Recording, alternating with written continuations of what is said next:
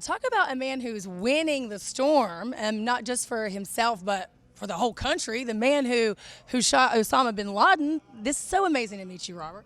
Thank you. It's great to meet you too. So what did you share on stage with the people at Win the Storm? Just why we were good, why we were successful, and how you can do the same thing. It's all mindset. So what has been your experience of Win the Storm? This is your first time here. Yes, my first time. I love it. No, these are great people. When I came in and saw the trade show, I saw people wearing everything from Gucci shoes to flip-flops, shorts to designer suits. I'm like, I can fit in here. I like this. I can go either way I want. So, what would be your one piece of advice to give our contractors and our crowd out here at Win the Storm?